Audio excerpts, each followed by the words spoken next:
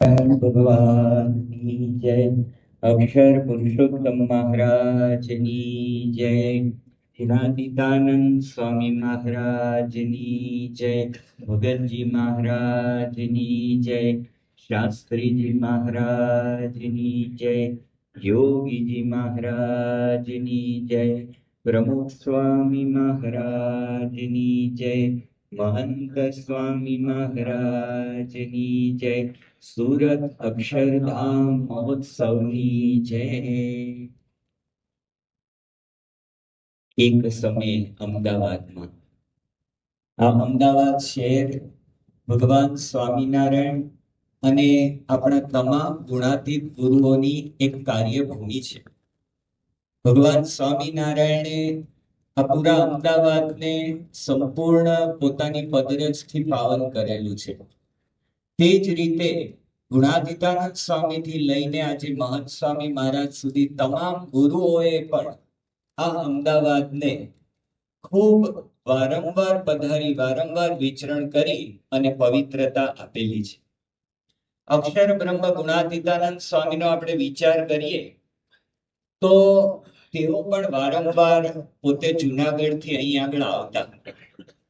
આમ સામાન્ય રીતે ગુણાતીતાનંદ સ્વામી પોતે જુનાગઢ મંદિરના મહંત હતા, પણ એમનો કાયમનો ક્રમ રહેતો કાર્તિકી પૂર્ણિમા અને ચૈત્રી પૂર્ણિમા, આ બે ઉત્સવો વડતાલ ખાતે કરવા. એટલે પોતે જુનાગઢથી ચાલતા ચાલતા છેક વડતાલ આવતા, અહીં ઉત્સવનો વડતાલની અંદર લાભ આપતા અને અમદાવાદના એ સમયના આચાર્ય મહારાજ અયોધ્યા પ્રસાદજી મહારાજ જ્યારે જ્યારે પણ એમને આમંત્રણ આપે ત્યારે પોતે વડતાલથી અમદાવાદ પધારતા અને ખૂબ લાભ પોતે આપતા. અગાઉ ઉલ્લેખ થયો તે પ્રમાણે સંવત 1913ની સાલની અંદર આચાર્ય અયોધ્યા પ્રસાદજી મહારાજની ખૂબ વિનંતીથી ગુણાતીતાનંદ સ્વામી વડતાલથી અમદાવાદ પધાર્યા અને કાળોપુરના સ્વામિનારાયણ મંદિરના સભા મંડપમાં આચાર્ય મહારાજની વિનંતીથી એમણે ભગવાન સ્વામિનારાયણના સર્વોપરી સ્વરૂપની અદ્ભુત વાતો કરી. એ વખતે કેટલાક સંતોએ કહ્યું કે મહારાજને તમે સર્વોપરી, સર્વ અવતારના અવતારી કહો છો, એ શેને આધારે કહો છો? ત્યારે ગુણાતીતાનંદ સ્વામીએ અમદાવાદની અંદર વર્ષોથી રહેલા અને અમદાવાદ મંદિરના નિર્માણ કાર્યની અંદર ખૂબ મોટું કાર્ય જેમણે કરેલું એવા આનંદાનંદ સ્વામી, એ વખતે તો પોતે બહુ વયોવૃદ્ધ થઈ ગયેલા એવા આનંદાનંદ સ્વામીને સભાની અંદર બોલાવ્યા, ખુરશી મુકાવીને એની પર બિરાજમાન કર્યા અને આનંદાનંદ સ્વામીની પોતે ગુણાતીતાનંદ સ્વામી સાથ લેવા માટે કોઈ ભગવાન સ્વામિનારાયણની દિવ્યતાનો પ્રસંગ ગુણાતીતાનંદ સ્વામી બોલે અને પછી આનંદાનંદ સ્વામીને પૂછે કે સ્વામી આ પ્રસંગ સાચો? ત્યારે આનંદાનંદ સ્વામી કે આ પ્રસંગમાં તો હું જ સાક્ષી હતું. એમ અનેક પ્રસંગો ગુણાતીતાનંદ સ્વામી બોલતા ગયા, આનંદાનંદ સ્વામી પોતાની મોર છાપ મારતા ગયા અને એ રીતે શ્રીજી મહારાજ આવા અનેક દિવ્ય પ્રસંગોને આધારે સર્વોપરી છે એવું પ્રતિપાદન ગુણાતીતાનંદ સ્વામી કરતા ગયા. તો આવો એક અદ્ભુત પ્રસંગ ભગવાન સ્વામિનારાયણને છત્રાયા કરવાનો, એમને સર્વોપરી સિદ્ધ કરવાનો પ્રસંગ અહીં અમદાવાદની અંદર રચાયેલો, એનો અમદાવાદ સાક્ષી છે. એક વખત આચાર્ય અયોધ્યા પ્રસાદજી મહારાજે ગુણાતીતાનંદ સ્વામીને ખૂબ આગ્રહપૂર્વક વિનંતી કરીને અમદાવાદ તેડાવ્યા. અયોધ્યા પ્રસાદજી મહારાજની તબિયત ખૂબ ખરાબ હતી અને છેલ્લા 13 દિવસથી એમણે અન્નનો દાણો પણ પોતાના મુખની અંદર મૂક્યો નહોતો. ગુણાતીતાનંદ સ્વામી એમના આગ્રહથી પધાર્યા. એમને ઘણી અંતરની અંદર અશાંતિ હતી, એનું કારણ જુદું હતું, પણ ગુણાતીતાનંદ સ્વામી પધાર્યા, ખૂબ આચાર્ય મહારાજને આશ્વાસન આપ્યું અને ગુણાતીતાનંદ સ્વામી ખૂબ આગ્રહ કરીને આચાર્ય મહારાજને જમવાની વિનંતી કરી. 13 દિવસ પછી ગુણાતીતાનંદ સ્વામીની વિનંતીથી આચાર્ય મહારાજ પોતે જમ્યા. ત્યારબાદ ગુણાતીતાનંદ સ્વામીએ આચાર્ય મહારાજના વારસદાર લાલજી મહારાજ કેશવ પ્રસાદ દાસજી, એમને પોતે ઉપદેશ આપ્યો, આચાર્ય તરીકેના ધર્મ ખૂબ સારી રીતે સમજાવ્યા. કેશવ પ્રસાદજી મહારાજને પણ ખૂબ આનંદ થયો અને આ રીતે પ્રસંગ બહુ જ સરસ રીતે થયો. આચાર્ય અયોધ્યા પ્રસાદજી મહારાજને ખૂબ શાંતિ થઈ. પોતાની હવેલીની અંદર ગુણાતીતાનંદ સ્વામીને જમવા માટે તેડાવ્યા અને સોનાનો મોટો થાળ એ ગુણાતીતાનંદ સ્વામી આગળ મૂક્યો અને ઘણી બધી વાનગીઓ આચાર્ય મહારાજે બનાવડાવેલી. એ બધી વાનગીઓ પણ એ થાળની અંદર પીરસવાની બધી શરૂઆત કરી. ત્યારે ગુણાતીતાનંદ સ્વામીએ કહ્યું કે મહારાજ, અમે તો સાધુ છીએ અને ભગવાન સ્વામિનારાયણની આજ્ઞા છે કે આવા સોનાના થાળમાં ના જમાય. અમારે તો લાકડાના એક પત્તરની અંદર બધું ભેગું કરીને જમવાનું હોય. ત્યારે અયોધ્યા પ્રસાદજી મહારાજ એવું બોલ્યા કે સ્વામી, શ્રીજી મહારાજ જયારે હયાત હતા ત્યારે અમે આર્થિક રીતે એટલા સદ્ધર નહોતા, આ મંદિર પણ એટલું સદ્ધર નહોતું, એટલે અમે મહારાજની આવી કોઈ સેવા કરી શક્યા નથી અને એનો વસવસો અમારા મનની અંદર ખૂબ રહે છે. અને આપ તો સાક્ષાત શ્રીજી મહારાજનું સ્વરૂપ જ છે. આપની અંદર શ્રીજી મહારાજ અખંડ અંગો અંગમાં બિરાજમાન છે. માટે આપ જમો તો અમે એમ માનીશું કે મહારાજે અમારી સેવા આપના દ્વારા સ્વીકારી. માટે આપ આ થાળની અંદર જમો એવી મારી બહુ જ વિનંતી છે. ત્યારે પણ ગુણાતીતાનંદ સ્વામીએ કહ્યું કે અમને તો તમારા પિતાજી કહેવાય અને અમારા પણ પિતાજી કહેવાય એવા સાક્ષાત શ્રીજી મહારાજની આજ્ઞા છે, તો આ તો કેવી રીતે બને? ત્યારે એ વખતે આચાર્ય મહારાજે દલીલ કરી કે સ્વામી, તમારે તો કચરો ને કંચન બધું જ સરખું છે. તમારે માટે તો બધું ધૂળ છે. લાકડાનું પાત્ર ધૂળ છે ને સોનાનું પાત્ર ધૂળ છે, તો જમી લો ને. ત્યારે ગુણાતીતાનંદ સ્વામી હસતા હસતા બોલ્યા કે મહારાજે આજ્ઞા કરી છે કે આ ધૂળમાં જમાય ને આ ધૂળમાં ના જમાય. પણ છતાં આચાર્ય મહારાજે બહુ જ વિનંતી ને બહુ આગ્રહ કર્યો. ત્યારે ગુણાતીતાનંદ સ્વામીએ વચ્ચેનો રસ્તો કર્યો. એમણે સોનાના થાળની અંદર પોતાનું લાકડાનું પત્તર મૂક્યું અને એની અંદર પોતે જમ્યા અને એ રીતે આચાર્ય મહારાજને પણ સંતોષ આપ્યો અને ત્યાગીના નિયમની અંદર પણ સારધાર રહ્યા. તો આ પ્રકારનો પ્રસંગ અહીં અમદાવાદની અંદર બનેલો, જેમાં ગુણાતીતાનંદ સ્વામીના નિયમ ધર્મની દ્રઢતા, સાધુતાની દ્રઢતાનો પણ આપણને પરિચય થાય છે. તો આવી રીતે ગુણાતીતાનંદ સ્વામી વારંવાર અમદાવાદ પધારેલા છે. અમદાવાદના ઘણા બધા હરિભક્તોના ઘરે એમણે પધરામણીઓ પણ કરેલી છે અને એ રીતે આ અમદાવાદને પાવન કરેલું છે. ભગતજી મહારાજનો આપણે વિચાર કરીએ તો ગુણાતીતાનંદ સ્વામીની સાથે સાથે પણ ભગતજી મહારાજ અહીં અમદાવાદની અંદર પધારેલા છે.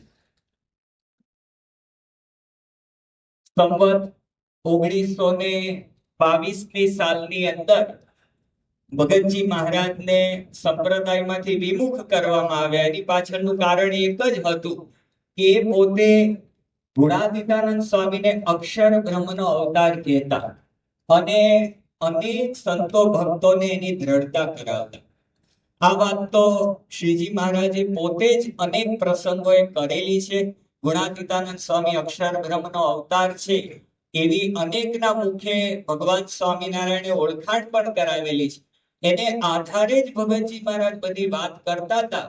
પણ કેટલાકને ગુણાતીતાનંદ સ્વામીનું સ્વરૂપ સમજાતું નહોતું, એટલે આવું પગલું સંપ્રદાયની અંદર લેવાયેલું અને એ વખતે ભગતજી મહારાજ પોતે વિમુખ થયા અને એ પોતે મહુવા ગયા. એમના ગામ આમ તો ગુણાતીતાનંદ સ્વામીની સાથે જ જુનાગઢ જ વિશેષ રહેતા, પણ પછી વિમુખ થયા એટલે પોતે મહુવા ગયા. ઘણા સમય સુધી ગુણાતીતાનંદ સ્વામીના દર્શન નહોતા થયા એટલે ભગતજી મહારાજને દર્શનની તાલાવેલી જાગી અને પોતે જાણ્યું કે ગુણાતીતાનંદ સ્વામી અત્યારે અમદાવાદના ભક્તોને લાભ આપવા માટે કાળુપુર મંદિરે અમદાવાદની અંદર બિરાજમાન છે. એટલે એ વખતે ભગતજી મહારાજ અમદાવાદ પધાર્યા અને અમદાવાદની અંદર મંદિરમાં તો એમને પ્રવેશ નહોતો, એટલે અમદાવાદના આપણા કાળુપુરના મંદિરનો મુખ્ય દરવાજો, એની બહાર દુકાનો હોય કે બધાના હોટલે ભગતજી મહારાજ પોતે બેસતા અને રાત્રે ત્યાં જ સૂઈ રહેતા. ગુણાતીતાનંદ સ્વામીને ખબર પડી કે પ્રાગજી ભક્ત આવ્યા છે, એટલે ભગવાનના પ્રસાદીનો થાળ કોઈક દ્વારા ભગતજી મહારાજને બહાર મોકલાવે અને એ રીતે ભગતજી મહારાજનું ધ્યાન રાખે. ગુણાતીતાનંદ સ્વામી મંદિરની બહાર હરિભક્તોના ઘરે પધરામણીએ જવા માટે નીકળે. ક્યારેક મંદિરની બહાર નીકળે સાબરમતી નદીની અંદર સ્નાન કરવા જવા માટે, તો ગુણાતીતાનંદ સ્વામી જતા હોય આવતા હોય, એમની જોડે કેટલાક સંતો ભક્તો ચાલતા હોય, ત્યારે ભગતજી મહારાજ એ હરિભક્તોને કે સંતોને દૂરથી ઊભા ઊભા નજીક બોલાવીને પણ કે આ ગુણાતીતાનંદ સ્વામીને ઓળખી લેજો, આ સાક્ષાત અક્ષર બ્રહ્મનો અવતાર છે, ભગવાન સ્વામિનારાયણના ઉત્તમ સેવક છે, એમને ઓળખી એમનો સમાગમ કરી અને તમે એમને રાજી કરશો તો એમના જેવા ગુણો આવશે કે બ્રહ્મરૂપ ખવાશે અને ભગવાન સ્વામિનારાયણની કૃપાના પાત્ર બનાશે અને અક્ષરધામના અધિકારી થવાશે. માટે આ રીતે ગુણાતીતાનંદ સ્વામીને ઓળખીને સમાગમ કરવો જોઈએ. તો આ વાત ભગતજી મહારાજ કરતા જાય છે. અક્ષર છે, આ બેઠા છે, અક્ષર છે. હમણાં આગળ વિડીયોની અંદર આપણે જોયું તો એ રીતે ભગતજી મહારાજ બોલતા જ રહ્યા. વિમુખ હતા, અનેક પ્રકારના અપમાનો તિરસ્કારો એમને સહન કરવા પડતા હતા, પણ એની કોઈ તમા ભગતજી મહારાજને નહોતી. એમનું અંતર એવું ઘડાયેલું હતું કે એમને કોઈ ટોચો લાગે એવો નહોતો. અને ભગતજી મહારાજ તો પોતે ગુણાતીતાનંદ સ્વામીને ઓળખાવતા જ ગયા.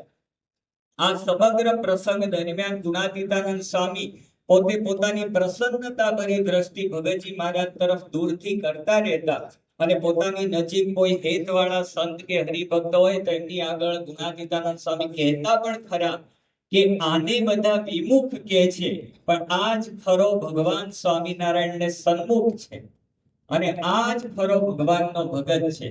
તો આવી રીતે ગુણાતીતાનંદ સ્વામી પણ પોતાની પ્રસન્નતા વ્યક્ત કરતા. તો ભગતજી મહારાજે આ રીતે ગુણાતીતાનંદ સ્વામીની કૃપા આજ અમદાવાદની અંદર પ્રાપ્ત કરેલી. અને જેમ ગુણાતીતાનંદ સ્વામીએ આ અમદાવાદની અંદર ભગવાન સ્વામિનારાયણ પુરુષોત્તમ નારાયણને ઓળખાવ્યા, એ જ રીતે ભગતજી મહારાજે આજ અમદાવાદની અંદર અક્ષર બ્રહ્મ ગુણાતીતાનંદ સ્વામીને ઓળખાવ્યા. એમ આ અમદાવાદ અક્ષર અને પુરુષોત્તમની ઉપાસના, અક્ષર પુરુષોત્તમ સિદ્ધાંતનું આ રીતે સાક્ષી રહેલી છે. ત્યાર પછી તો ગુણાતીતાનંદ સ્વામીના ધામમાં ગયા પછી સંવત 1923 સાલની અંદર ગુણાતીતાનંદ સ્વામી અંતર્ધાન થયા અને ત્યાર પછી ભગતજી મહારાજને સન્માનપૂર્વક સંપ્રદાયમાં પાછા લેવામાં આવ્યા. ત્યાર પછી પણ ભગતજી મહારાજને અહીંના આચાર્ય મહારાજ તેડાવતા, વારંવાર ભગતજી મહારાજ પણ કાળુપુરના મંદિરની અંદર પધારતા અને ત્યાં કથા વાર્તાનો ખૂબ સુંદર લાભ આપતા. એક વખત ભગતજી મહારાજ કથા વાર્તા કરતા હતા ને એ વખતે મંદિરની અંદર ધૂળના માટીના ગાડા આવ્યા, માટી ભરેલા ગાડા આવ્યા. કારણ કે પહેલાના સમયની અંદર સંતો ભક્તો એ મંદિરની અંદર ઉતારો કરતા હોય, એમને શૌચ ગયા પછી માટીથી હાથ ધોવાના હોય, તો એને માટે માટીના ગાડા આવેલા અને માટીના ગાડા ખાલી કરવાના હતા. તો સેજ વાત કોઈકે કરી અને ભગતજી મહારાજ એકદમ જાતે ઊભા થઈ ગયા.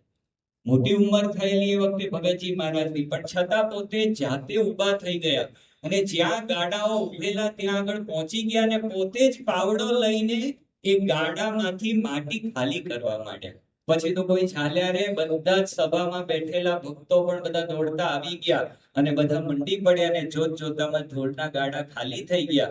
એ વખતે ભગતજી મહારાજ હસતા હસતા બોલ્યા કે ભગવાનના મંદિરની અંદર આપણે જો સેવા કરીએ ને તો ભગવાનનું અન્ન ખાધું છે આપણને પચે, માટે સેવા તો કરવી જ જોઈએ. તો પોતે એક દાખલો અમદાવાદની અંદર એક સેવાનો બેસાડ્યો, પોતે જાતે સેવા કરી અને બીજાને પ્રેરણા આપી. કોઈને ઓર્ડર નથી કર્યો, કોઈને હુકમ નથી કર્યો, પણ પોતે જાતે સેવા કરી અને આ રીતે એક સેવાનો ગુણ એ પ્રદર્શિત કરેલો અને આપણને શીખવાડેલો. તો અમદાવાદની અંદર આ રીતે ગુણાતીતાનંદ સ્વામી, ભગતજી મહારાજે ખૂબ લાભ આપ્યો છે. બ્રહ્મ સ્વરૂપ શાસ્ત્રીજી મહારાજે તો જાણે અમદાવાદને પોતાનું હેડક્વાર્ટર્સ, પોતાનું મુખ્ય મથક જ, BAPS સંસ્થાનું મુખ્ય મથક જ બનાવેલું પહેલેથી જ. આજ અમદાવાદની અંદર શાહપુરમાં આંબલીવાળી પોળ, અત્યારે આપણે યજ્ઞ પુરુષ પોળ કહીએ છીએ. તો એ પોળની અંદર એમણે એક મકાન લીધું, નાનકડું હરિમંદિર બનાવ્યું. અને આપણે સૌ જાણીએ છીએ કે એ જ હરિમંદિરની અંદર એમણે હમણાં અગાઉના સંવાદની અંદર આપણે જોયું એ મુજબ પ્રમુખ સ્વામી મહારાજને BAPS સંસ્થાના પ્રમુખ બનાવ્યા. ઈસવીસન 1950ની સાલની અંદર 21મી મે. તો એ પ્રસંગ પણ અહીં આગળ અમદાવાદની અંદર બનેલો.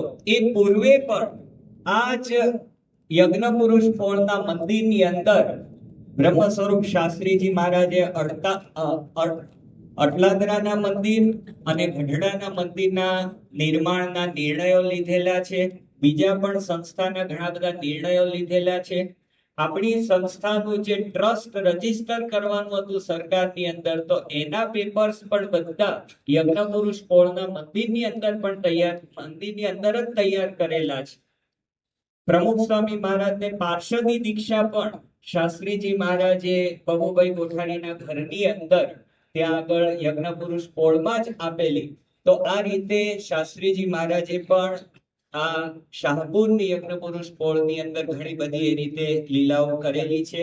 એમણે અમદાવાદની અંદર અનેક પારાયણો પણ કરેલી છે.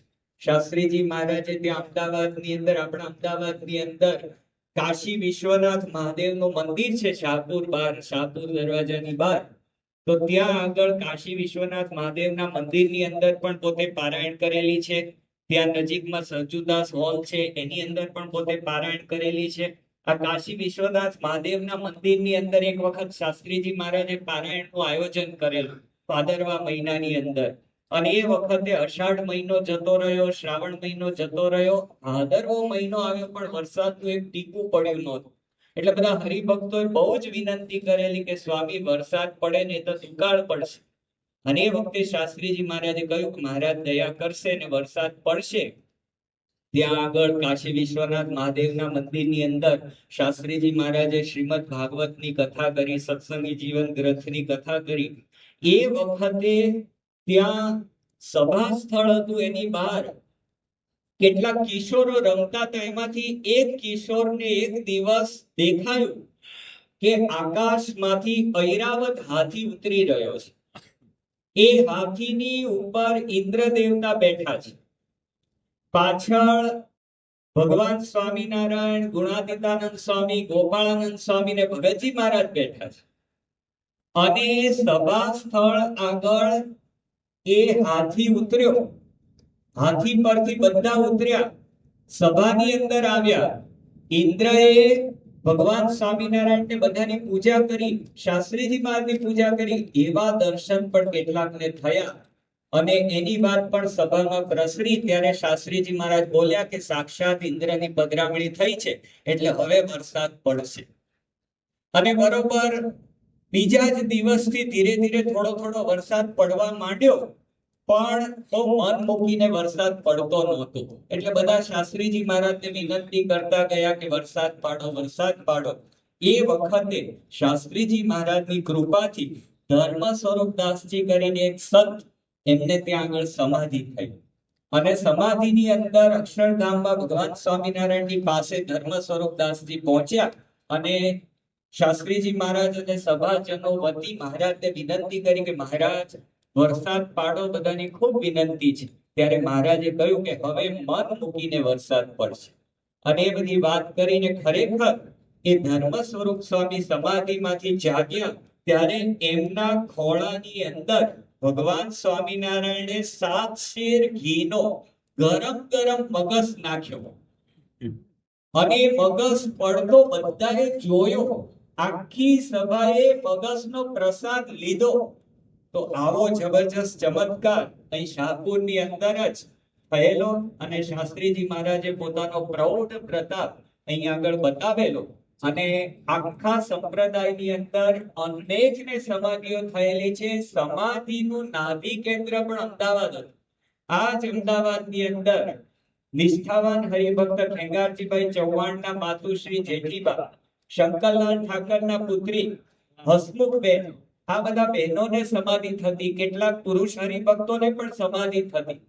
અને જે ભક્તોને નાના મોટા દુઃખ હોય તો આ સમાધિ વાળા ભક્તો પાસે આવે, પોતાની મુશ્કેલી રજૂ કરે, એ ભક્તો સમાધિની અંદર જાય, મહારાજ પાસે એમનો સંદેશો પહોંચાડે, મહારાજ આશીર્વાદ આપે, એ જાગીને જે તે ભક્તને કહે, અને એ રીતે બધાના કામ થતા. અને સમાધિના જાહેર કાર્યક્રમો અમદાવાદમાં પુષ્કળ થયેલા છે. તાજેતરની અંદર જ સ્વામિનારાયણ પ્રકાશ એપની અંદર પૂજ્ય અક્ષરોત્સવ સ્વામીનો પોડકાસ્ટ મૂકવામાં આવેલો છે. જેમણે ના જોયો હોય તે ખાસ જોજો. એની અંદર આખા અમદાવાદના સમાધિ પ્રકરણની અદ્ભુત બધી વર્ણન ને બધી વાતો થયેલી છે. તો આ સમાધિનું અદ્ભુત કાર્ય આ અમદાવાદની અંદર થયેલું છે. અમદાવાદના પ્રસિદ્ધ શેઠ મંગળદાસ ગિરધરદાસ, જેમના નામ ઉપરથી ટાઉન હોલ છે, તો એમના પુત્ર મદન મોહન, એને ટાઇફોઇડનો અસાધ્ય રોગ લાગુ પડેલો. અને એક સમય તો એવો આવ્યો, આ તો બહુ મોટા નગર શેઠ હતા એટલે પૈસાનો તો કોઈ તોટો નહોતો, અને યુરોપિયન બધા ડોક્ટરોને બતાવ્યા અને ખૂબ ટ્રીટમેન્ટ કરી, પણ છેવટે ડોક્ટરોએ હાથ ધોઈ નાખ્યા કે હવે આ બચે એવી કોઈ શક્યતા નથી. એટલે બરોબર મૂંઝાયા. અને એ વખતે આપણા હરિભક્તના સંપર્કથી ત્યાં તાત્કાલિક એ શાસ્ત્રીજી મહારાજની કૃપાથી આ જેઠીબા પાસે સમાચાર પહોંચાડવામાં આવ્યા. અને જેઠીબાએ સમાધિની અંદર જઈને મહારાજને વિનંતી કરી. મહારાજે ફૂલ અને પ્રસાદીનું જળ ને બધું મોકલાવ્યું, અને એ જેઠીબાએ સમાધિમાંથી જાગી અને આપણા સ્વજનોને આપ્યા. અને એ જ્યારે મદન મોહનને એ પ્રસાદીનું જળ ને બધું આપવામાં આવ્યું તો તરત જ એને અસાધ્ય ટાઇફોઇડ, એની અંદર તરત રાહત થઈ અને બચી ગયા. તો આવા અનેક પ્રસંગો એ અમદાવાદની અંદર બનેલા છે. અંતની અંદર આપણે જોઈએ તો શાસ્ત્રીજી મહારાજને અહીંના ભક્તો વારંવાર આગ્રહ કરતા કે અમદાવાદની અંદર ભવ્ય શિખરબદ્ધ મંદિર બનાવો. પણ શાસ્ત્રીજી મહારાજ એક યા બીજી રીતે એનો આરંભ કરતા નહોતા. પણ એક વખત અહીંના બહુભાઈ કોઠારી અને બધા ભક્તોએ ખૂબ વિનંતી કરી કે સ્વામી, અહીં મંદિર તો તમારે બનાવવું જ પડશે, નહીંતર તમારે ધામમાંથી પાછા આવવું પડશે.